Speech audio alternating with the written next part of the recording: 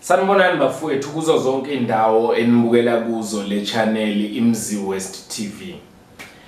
Bafowethu ngithangiphawule nami engomeni eculwe uMfowakaduyaza uMthandeni igcokamelisha. Le ngoma ethi lesi siqalekiso naso mfowethu maye ngiyakudabukela ngoba uhlekisa ngomzalo wami.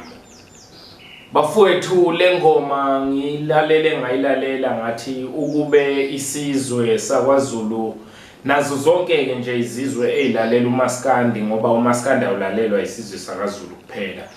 Siyayilalela le ngoma sizwe ukuthi ngempela lento yokuthi uma uxabene nomuntu bese ufaka umzali wakhe umthuke uzuthuke ngisho umzali wakhe ngempela ukuyithathela isiqalekiso ngendlela nje ongafanele ngabe uyayithathela ngayo leyo nto leyo mawuxabene nenye insizwa noma nenye intokazi bhekana naye ngqo nilungise izinto zenu kahle ninobabili.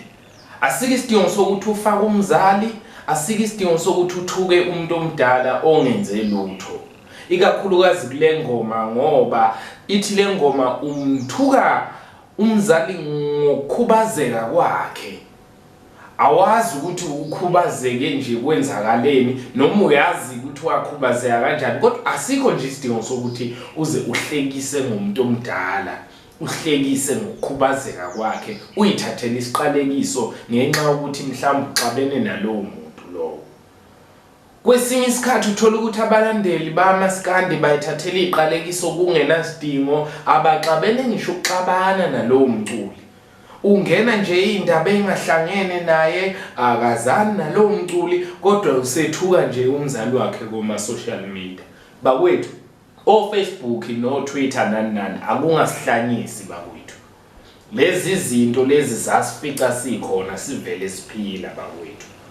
Zizodlula futhi kufike ezinye ezintsha futhi asingahlanyiswa ke izinto nje ezifikayo zidlule bakwethu. Please ngiyacela sizwe sakaZulu kanye nazo zonke ezinye izizwe ezilalela uMaskandi nezibukele le channel Imzi West TV ya YouTube. Bakwethu asihloniphaneni ikakhulukazi sihloniphe abantu abadala ukuze singayithatheli iqalekise kungenasidingo.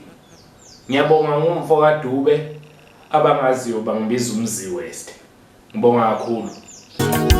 Wena uhlekisa ngomzali wami ngoba umbone ekhubazekile, uhlekisa ngomama wami wena ngoba ekhubazekile, uhlekisa ngomuntu